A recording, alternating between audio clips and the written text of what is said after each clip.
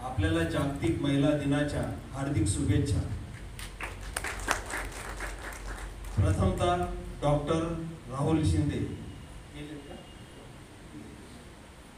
यांचे विशेष आभार की आमची बैठक झाल्यानंतर आपल्याला एखादा चांगला उल्लेखनीय कार्यक्रम करायचा तर काय करायचा, तर 8 मार्च जवळ येतोय, महिला जागतिक दिन आहे, तर त्या निमित्ताने आपण एक आरोग्य शिबिर आयोजित करू आणि एक व्याख्यानमाला त्याच्यामध्ये आयोजित करू। तसंच या समाजातल्या ज्या कर्तृत्वात महिला आहेत त्यांचाही सत्कार आपण करू, परंतु शॉर्ट पिरियड मध्ये शॉर्ट नोटीस मध्ये असल्या कारणाने तो कार्यक्रम आपला होऊ शकला आणि आपण तो घेणार आहोत। विशेष म्हणजे प्रत्येक वेळेस आता आहेर मॅडमने इतकं सुंदर व्याख्यान याच्यामध्ये दिलेले आरोग्याविषयी आणि त्यांनी शेवटचं ज्यावेळेस त्यांनी कन्क्लूड केलं त्यांनी सगळ्यात महत्त्वाचं मोलाचं जे मार्गदर्शन आपल्याला केलं ते म्हणजे आपली वैचारिक बुद्धिमत्ता, वैचारिक पात्रता। आपले विचार जर चांगल्या पद्धतीचे असतील त्याच्यावर शरीरावर होणारे परिणाम या संदर्भात त्यांनी चांगले एक सूचक वक्तव्य या ठिकाणी केलं। त्याला अनुसरूनच त्याला ओढून मी माझा जो विषय दिला महिला आणि कुटुंब व्यवस्था। मागच्या वर्षी एक सिनेमा आलेला होता ज्याच्यामध्ये महिला टोळ्यांनी जात होते आणि डोळ्यावर गॉगल घालून जात होते। मलाही तो सुवर्ण योग आला, मीही माझ्या कुटुंबासोबत गेलो। त्या ठिकाणी तो सिनेमा बघण्यापेक्षा मी ते छायाचित्र टिपण्यामध्ये जास्त वेळ गेला। ह्या महिलांचा आमचा ग्रुप आहे, सर एक फोटो घेता का, सर एक फोटो घेता का, सर एक फोटो घेता का। तो पिक्चर होता बाई पण भारी देवा। खरोखर बाई पण भारी असतं का? बाई पण भारी नसतं, ते बनावं लागतं। ज्यावेळेस न्यायालयामध्ये विशेष करून पोक्सोची जे आता मॅटर्स येत आहेत, म्हणजे वय वर्ष 12 ते वय वर्ष 18 यातील ज्या मुली आहेत आणि मुलं आहेत याच्या संदर्भातले जे अपराध आहेत, या अपराधाच्या संदर्भामध्ये सगळ्यात महत्वाची जी भूमिका आहे ती कुटुंब व्यवस्था। आजकाल प्रत्येक पालक त्याच्यामध्ये नवरा बायको दोन्ही कामानिमित्ताने बाहेर असतात आणि सध्या एक संतती किंवा 2 संतती याच्यापुरते आपण मर्यादित आहोत। एकत्र कुटुंब पद्धती बंद होत चाललेली आहे आणि त्यामुळे मुलांमध्ये आणि पालकांमध्ये जे काही संभाषण व्हायला पाहिजे ते संभाषण आता कुठेतरी थांबत चाललेलं आहे। या संभाषणाची जागा या सोशल मीडियाने त्याच्यामध्ये घेतलेली आहे। म्हणून मी हा एक सुवर्ण योग म्हणावा लागेल, कारण की आमची ज्यावेळेस बैठक होती, व्याख्याते आपल्याला बोलवायचे तर काय करायचं आणि कोणते विषय घ्यायचे असं ज्यावेळेस टाकलं तर मी मध्येच माझं एक वाक्य सोडून दिलं की कुटुंब व्यवस्था आणि महिला याच्यावर जर आपण कोणाला जर आणलं इथं व्याख्याता म्हणून तर योग्य बरं होईल। कारण की 80% घरातलं कामकाज किंवा नियंत्रण आपण आता 366 दिवस, मी 365 या वर्षी म्हणेल, मी 366 या वर्षी म्हणेल, कारण की हे लीप इयर। आजही तुम्हाला तुमचा दिवस होता, तुमच्यापैकी किती महिलांनी आज मी एकही काम केलं नाही असा हात वरती करा। शक्यच नाही, एकही काम चुकलं नाही, उलट जास्त काम मिळालं, कारण की महाशिवरात्रीचा योग त्याच्यामध्ये जुळून आला आणि फराळाचा जास्तीत जास्त उपक्रम राबवण्याचा काम त्याच्यामध्ये आलेला। खरोखर ज्यावेळेस आम्ही न्यायालयात काम करत असतो आणि त्या लहान मुलींची ज्यावेळेस संवादाचा आमचा वेळ येतो त्यावेळेस त्यांचं एकच असतं की आमच्या कुटुंबामध्ये आम्हाला आमच्यासाठी वेळ द्यायला कोणीही नाही। माझी हात जोडून नम्र विनंती आहे सगळ्या पालकांना, कारण की आता पेरेंट मीटिंग होतात स्कूलमध्ये, शाळेमध्ये बोलवलं जातं, पालकांना बोलवलं जातं, त्या ठिकाणी सुद्धा पालकांना जायला वेळ नाही, एवढे आपण त्या गोष्टीमध्ये व्यस्त झालेलो आहोत।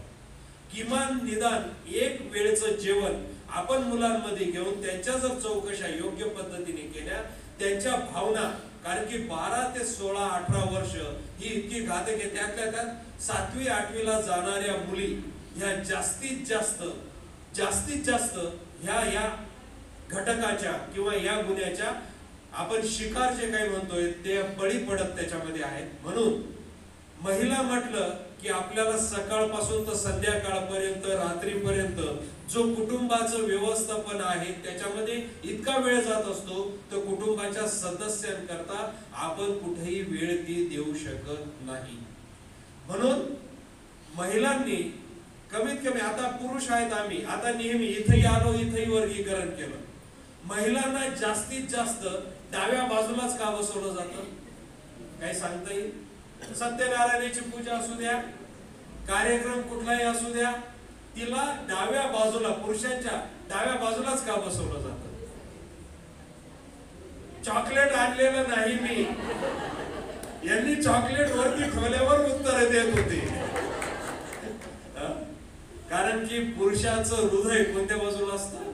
डाव्या बाजूला असतं, बायकांचं असतं. म्हणून डाव्या बाजूला काय केलं जातं, जास्तीत जास्त त्या ठिकाणी बसवलं जातं.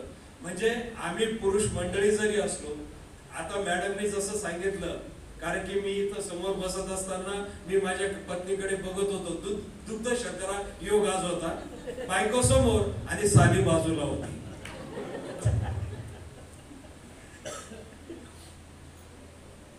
आपल्याला सगळ्यात महत्वाचा मुलांमधला असलेला संवाद हा आता वाढवायचा आहे. ऑनलाईन शिक्षण पद्धती सुरू झाल्यामुळे, मुलांच्या हातामध्ये भ्रमणध्वनी पडल्यामुळे, ह्या सोशल मीडियामुळे खूपच वाईट प्रथा किंवा वाईट परिणाम आता ह्या तरुण पिढीला त्याच्यामध्ये व्हायला लागलेले आहेत. 80% जेवढी बालक आहेत हे सगळे सोशल मीडियाला बळी पडलेले त्याच्यामध्ये आहेत. म्हणजे व्हॉट्सअप असेल, ट्विटर हँडलिंग असेल किंवा तुमचा इंस्टाग्राम असेल, याच्यावर जास्तीत जास्त जे काही पिक्स शेअर केले जातात, फोटो शेअर केले जातात. मध्यंतरी आता आपण आर्टिकल ज्या वेळेस वाचतो किंवा केसेस आपण ज्या वेळेस वाचतो, ते काय म्हणतात की घरामध्ये कोणालाही आमच्याशी बोलायला वेळ नाही, म्हणून आम्ही मित्रांजवळ आमचं मन व्यक्त करतो. ज्यावेळेस मैत्रिणींसमोर आम्ही मत व्यक्त करत असतो त्यावेळेस ते आम्हाला सहानुभूती देत असतात, म्हणून ते आम्हाला जवळचे वाटत असतात. म्हणून तो मित्र किंवा मैत्रिणी तो धागा धरून त्याला ब्लॅकमेलिंग कडे केलं जातं, त्याचे पिक्स केले जातात, सेल्फी काढले जातात, काही वेळेस व्हिडिओ कॉलिंग केलं जातं, ब्लॅकमेल केलं जातं आणि गुन्हेगारी पार्श्वभूमीवर येतात. ज्यावेळेस आम्ही आयांशी ज्यावेळेस चर्चा करतो त्या पीडित मुलीबरोबर किंवा त्या पीडित स्त्रीबरोबर तिचे आई वडील ज्यावेळेस येतात, त्यावेळेस वडिलांपेक्षा आईच त्याच्यामध्ये जास्त सांगत असते की वडील यांच्याकडे पाहिजे तसं लक्ष देत नाही, आदरायुक्त भीती ती राहिलेली नाही आणि मुलं आमचं कोणी ऐकत नाही. हा सगळ्यात महत्वाचा महिलांच्या संदर्भातला येतं. आता सगळ्यात महत्वाचं विवाह जुळून येणं, म्हणजे कुटुंब व्यवस्था आणि विवाह संस्था डळमळीत व्हायला लागलेली आहे. आणि हे व्यासपीठ मिळाल्यामुळे ह्या 2 वर्षामध्ये, म्हणजे कोरोना नंतर ह्या 2 वर्षामध्ये कमीत कमी 3,500 हरकतीचे प्रकरण फक्त नाशिक जिल्ह्यात दाखल झालेले, 3,500 पेक्षा. आणि ज्यांचे विवाह 1 वर्षाच्या आत झालेले असे. मी महिलांना तेच सांगतो की आपली मुलगी असेल किंवा मुलगा असेल, त्याला सुट्टीच्या दिवशी आपण काम लावलं पाहिजे. फर्निचर पुस, चहा करून दे, झाडून काढ, पाणी भरून दे, अशा सवयी मुलं आणि मुलींना लावणं खूप गरजेचं आता झालेलं आहे. कारण की ज्यावेळेस स्थळाचा विषय येतो, आता स्थळ जुळवणं म्हणजे डोक्याला ताप झालाय, डोकेदुखी त्याच्यामध्ये झालेली. एक तर विवाह होत नाही, महिलांच्या संदर्भात म्हणजे मुलींचा असलेले पॅकेज शिक्षण आणि मुलांचं पॅकेज आणि शिक्षण याच्यामध्ये फार मोठी तफावत झालेली. 20, 30, 32 वर्षाचे मुलं मुली होऊन जातात, पण विवाह करायला ते तयार होत नाही. लिव्ह इन रिलेशनशिप मोठ्या प्रमाणात वाढायला लागलेली. आपण कुटुंबाचा कुठेतरी एक भाग आहोत, म्हणून मुलांना थोड्या जबाबदाऱ्या आपण दिल्या पाहिजे. सुट्टीच्या दिवशी म्हणा किंवा मुलींची जी कामं आहेत ती मुलांना करायला लावा आणि मुलांची कामं मुलींना करायला लावा. कारण की सध्या कुठेही आता काही वेळेस मुली पाण्याचा कार्यक्रम, आपल्याकडे काही प्रथा आहेत खूप वाईट आहेत, खूप प्रथा वाईट आहेत. मुली पाण्याचा एक कार्यक्रम असतो, त्या कार्यक्रमाला नवरदेव सोबत 2-4 मित्र जातात. ती बिचारी फुलपात्र घेऊन आपल्या समोर येते, फुलपात्र ठेवते आणि आपण शाजूक सारखे तिला प्रश्न विचारतो. असे प्रश्न विचारतो, ती त्याला उत्तर देते आणि शेवटी जो नवरदेव मुलगा असतो तर त्याच्या मित्राला विचारतो, तुला मुलगी पसंत आहे का? कोणाला विचारतो? मित्राला. आणि त्यांनी जर हो म्हटलं मग याचं काय? ह्या ज्या प्रथा आहेत, म्हणजे आपण म्हणतो कुठेतरी प्लॅटफॉर्म दिला पाहिजे किंवा सांगितलं पाहिजे, परंतु ह्या ज्या काही आपल्या ज्या काही समाजामध्ये चाल रीती परंपरा, प्रत्येक पिढी म्हणते की पिढी बिघडत चालली, प्रत्येक पिढी म्हणते पिढी बिघडत चालली. पिढी बिघडत चाललेली नाही. आपण पाहिजे तसा बदला, म्हणजे परिस्थिती जशी बदलते तशी कालानुरूप आपण बदललं पाहिजे. उच्च शिक्षित मुलगी आपल्याला पाहिजे, पगार आणणारी मुलगी आपल्या घरामध्ये सून असली पाहिजे, असं प्रत्येक व्यक्तीला वाटत असतं. परंतु उच्च शिक्षित असलेली मुलगी आणि पगार कमवणारी मुलगी ज्यावेळेस घरातून बाहेर जाते आणि बाहेरून ज्यावेळेस घरात येते, परत घरामध्ये तो सगळा पसारा बघते, तो ढीग बसते, ती सुद्धा व्यक्ती आहे. अशा वेळेस जर घरातल्याच व्यक्तीने थोडं सहकार्य केलं, थोडं काही त्यांचं कामकाज वाटून घेतलं, त्याची विभागणी करून घेतली, तर मला वाटतं कुटुंबामध्ये जास्त मतभेद होणार नाही, वाद होणार नाही. वाद होण्याचं प्रमुख कारण अजून सगळ्यात 80% कारण आहे माहेरून होणारा हस्तक्षेप. मुलीची आई दरवेळेस तिला फोन करून, सासू उठली का, काय करते, तू काय केलं, तिने काय खाऊ घातलं काय, अशा प्रश्नांवलीमुळे कुटुंब आता काय झाले, लयात जायला लागलेले. म्हणून कुटुंबाचा घटक म्हणून प्रत्येक स्त्रीने आता मॅडमने सांगितलं की आपण जास्त विचार करायचा नाही, सोडून द्यायचं. पण एखादी कार्यक्रमाला जर महिला दारातून मध्ये येत असेल, ती येण्यापासून ती खुर्चीवर बसण्यापर्यंत आपण कुठं बघत असतो कटाक्षाने, आणि मनामध्ये काय चाललेलं असतं. म्हणजे त्यांचं जे म्हणणं होतं, जेलसी जो प्रकार आहे तो आहे, सोडून द्या. हाच विचार आपण जर कुटुंबामध्ये प्रत्येकाने, आता ज्येष्ठ नागरिकांचा सगळ्यात महत्वाचा प्रश्न कुटुंबाच्या संदर्भात आहे. एकत्र कुटुंब पद्धती होती. आम्हाला कधी आमचे अध्यक्ष वाघ सरांचा खरंच आम्हाला अभिमान वाटतो, किंवा आम्हाला जेलसी होती. याही वयामध्ये तरुणांना लाजवेल असं त्यांची शरीर यष्टी आहे, त्यांचे विचार तसे आणि कार्य तत्परता तशी आहे. म्हणजे कुटुंबामध्ये ज्येष्ठ व्यक्ती असणं हे खूप गरजेचं आहे. आदरयुक्त भीती असणं खूप गरजेचं आहे. ज्येष्ठ जर घरामध्ये असतील, कारण की अजूनही आपण समवयस्क आहोत, 40च्या पुढचे आपण आहोत, अजूनही आपण आई वडिलांना घाबरतो, भीतो.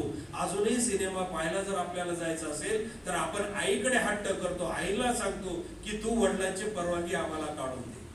अजूनही आपण ती रीत पद्धत दिलेली, कारण की आपण ते बघितलेलं आहे.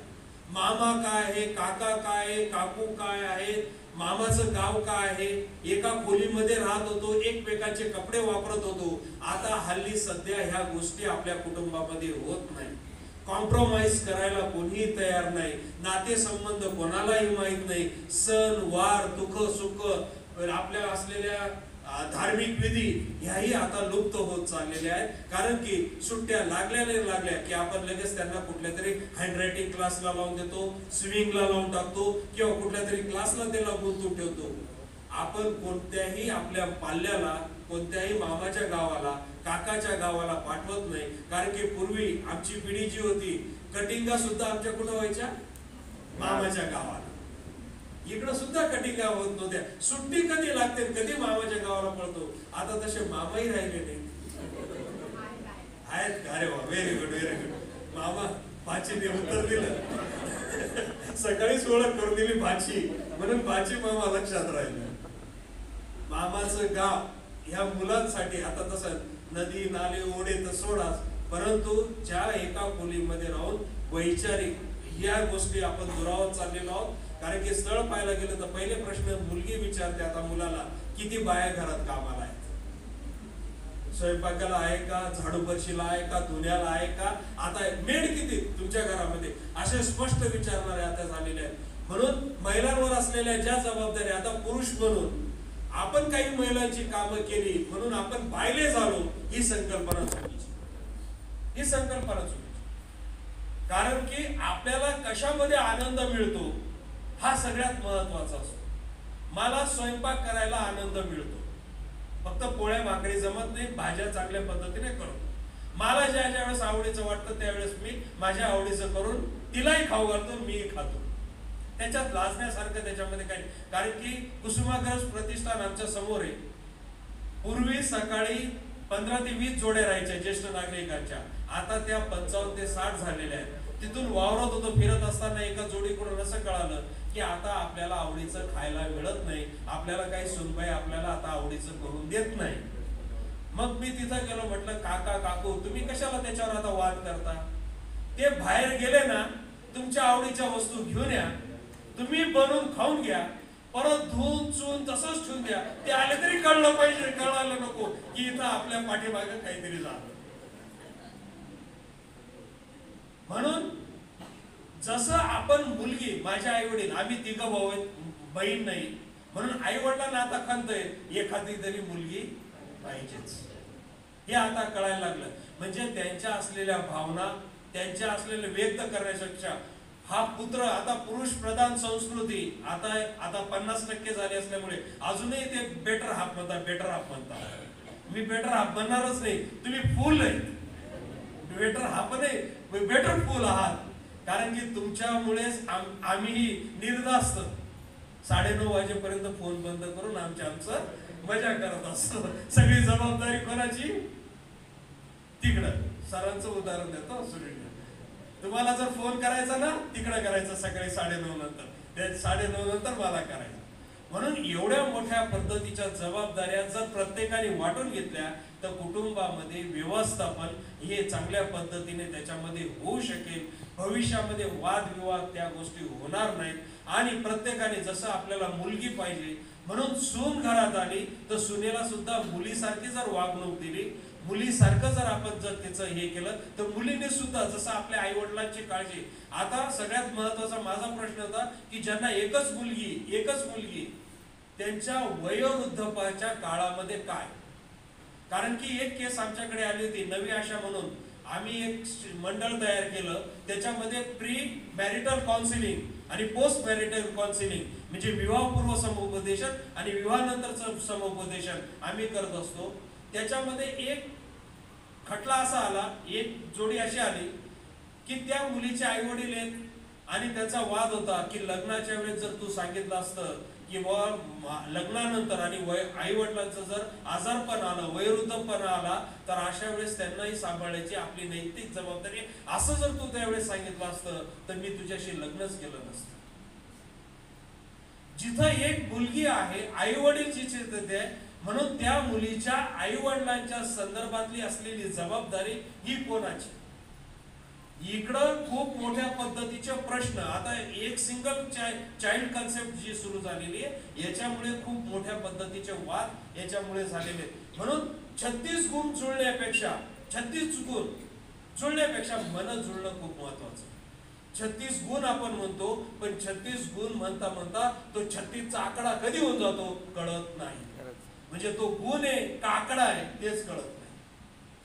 म्हणून पत्रिका पाहून, आणि आता मॅरेज म्हणजे इव्हेंट झालाय, लग्नाला किती खर्च होतो आता, प्री व्हिडिओ शूटिंग पासून, फोटोग्राफी पासून तर मुलगी तिथं तिचे सप्तपदी होईपर्यंतचा सगळ्या कार्यक्रमाचा खर्च हा करोड रुपयामध्ये चाललेला आहे. म्हणजे 50 लाखापेक्षा चाललेला आहे. आणि एवढा खर्च करून 5च महिन्यात मुलगी घरी येते. 5च महिन्यात मुलगी घरी. आणि ही शोकांतिका आहे की कमीत कमी प्री मॅरिटल काउन्सिलिंग हे पेरेंट्सचं झालं पाहिजे, मुला मुलींचं नको. आई वडिलांचं काउन्सिलिंग, समुपदेशन होणं खूप गरजेचं आहे. ज्यावेळेस तुम्ही एखाद्या विवाहरूप मुला करता किंवा मुली करता, ज्यावेळेस तुम्ही स्थळ बघत असतात किंवा स्थळ घेणार असतात, तर अशा वेळेस तुमचं काउन्सिलिंग होणं खूप गरजेचं आहे. त्याच्यामध्ये मी सुद्धा म्हणतोय की तुम्ही ज्यावेळेस एखादी सून घरामध्ये आणणारा किंवा एखादी मुलगी जाणार असाल तर सगळ्यात महत्वाचं जे मॅडमने सांगितलं, 36 गुण जुळण्यापेक्षा, पत्रिका जुळण्यापेक्षा तुम्ही त्यांच्या वैद्यकीय चाचण्यांचे रिपोर्ट आधी केले गेले पाहिजे. सगळ्यात महत्वाचा वाद येतोय इम्पॉर्टन्सी मध्ये, सगळ्यात महत्वाचं धरलं जातं वैवाहिक सुख देण्यास असमर्थ म्हणून कमीत कमी 70% केसेस दाखल होतात. दुसरी गोष्ट बघितली पाहिजे त्याचं आर्थिक नियोजन, म्हणजे पॉलिसीज वगैरे आहेत का. त्याचं आर्थिक बजेट नियोजन काय आहे ते पाहूनच आपण त्याच्या संदर्भातली जी कागदपत्र आहे, वैद्यकीय संदर्भातली जी कागदपत्र आहे, हे पाहणं खूप आता काळाची गरज आहे. कारण की 2 केसेसमध्ये असं झालं की विवाह झाल्या 2 महिन्यांनी आणि एक तर 8 दिवसांनी अपघात झाला आणि त्याच्यामध्ये तिच्या पतीचं निधन झालं, पण त्याचा इन्शुरन्स नाही, मेडिक्लेम नाही. आणि मग अशा वेळेस त्या मुलीने करायचं काय, हा खूप मोठा प्रश्न होता. विवाहासाठी मोठा खर्च झालेला होता. म्हणून ज्या काही प्रथा आहे, परंपरा आहे, त्याला कुठंतरी छेद देत जर त्यांच्या आर्थिक नियोजनाचं काम आपण जर केलं, आणि हे सगळं आहे कारण की ही प्रत्येक परिवारामध्ये आम्ही सांगत असतो की बुवा तुम्ही छोटा कार्यक्रम करा. ते काय म्हणतात, आमचा पहिलाच कार्यक्रम आहे आणि पहिला झाला का आता शेवटचाच कार्यक्रम. दोघा वेळेस हे उसणं फेडायचं काम असतं. म्हणजे साड्या देणं घेणं, ते बोर्डवर काय म्हणतात तुम्ही, ते काय मला म्हणजे 101 आयर्स पासून 501 पासून त्या साड्या, ह्या सगळ्या परंपरा आता थोड्या कमी करून त्यांच्यासाठी आर्थिक नियोजन काय करता येईल, पैसा कुठं त्यांचा त्यांना लावता येईल, तर ते केलं तर गरजेचं होईल. एवढं मी बोलून थांबतो कारण की बराच वेळ आता आपल्याला याच्यामध्ये झालेला आहे. म्हणून महिलांना जागतिक दिनाच्या शुभेच्छा तर दिलेल्याच आहेत, पण याच्या पुढं आपण जसं मॅडमने सांगितलं, लेट गो, सोडून द्या, विचार करायचं काम कमी करा. कारण की आज जीवन आहे, आज आपले जर डोळे उघडले तर जीवन आहे. कितीही पैसा असला आणि आपण नसलो तर त्याला काही नाही. मुस्लिम लोकांचं मला इथे एक उदाहरण खूप छान वाटतं. तुम्ही 7 पिढ्यांचा विचार करता आणि कमवतात आणि इतका हाय उपस करतात, तुम्ही तुमची मजा हजा करत नाही, शेवटी निघून जातात. एक पिढी अशी येते की सगळे विकावं लागतं. पण आमच्यामध्ये असं असतं, आम्ही जर आज 500 रुपये कमवू तर 300 रुपये आज आम्ही स्वतःवर खर्च करू, 200 रुपये परिवारासाठी. किती लागतं याच्या करता. इतके मोठे डोंगर म्हणजे भले फ्लॅट बांधून ठेवले, बंगले बांधून ठेवले. आमचं एक कुटुंब आहे, रिटायर्ड जज आहे, डिस्ट्रिक्ट जज. त्यांच्याकडे 8 दिवसांपूर्वी जाण्याचा योग आला. दोन्ही मुलं परदेशात आहे, दोन्ही सुना परदेशात आहे, ते दोघंच इथं राहतात. इतका मोठा बंगला बांधून ठेवला तर त्यांचं म्हणणं होतं की आम्ही 4-4, 5-5 महिने आम्हाला वरती जायला होत नाही. म्हणजे त्याचा मेंटेनन्स सुद्धा आम्हाला परवडत नाही, मेंटेनन्स करू शकत नाही कारण की आमचे गुडघे दुखतात, चालणं होत नाही. म्हणून एवढा मोठा डोलारा उभा केला पण तो सांभाळता येत नाही. म्हणून 1 रूम किचन जो पिक्चर होता मराठी, खूप आनंद देणारा होता. त्याच्यामध्ये आयुष्य आपलं आहे, जगून घ्या, खर्च आपल्यावर करून घ्या. आणि आता कसमादे जी आता उत्कर्ष आता समिती आपण स्थापन केली, याच्यामधून आपण असे तर प्रयोग करणारच आहोत. आणि गेट टुगेदर सारखं आम्ही सकाळी सरांना झाला, 1 दिवस ट्रेकिंगचा, 1 दिवस फॅमिली युनियनचा एक कार्यक्रम करू. याच्याने आपली मनं जुळली जातील, एकमेकांच्या विचाराची देवाणघेवाण होईल. असे उपक्रम आपण या संस्थेमार्फत राबूया. पुनश्च मी अध्यक्षाच्या परवानगीने थांबतो. मी सर्व समितीच्या पदाधिकारी सदस्यांचा आभार व्यक्त करतो की त्यांनी मला या कार्यक्रमाला बोलण्याची संधी दिली. जय हिंद, जय भारत.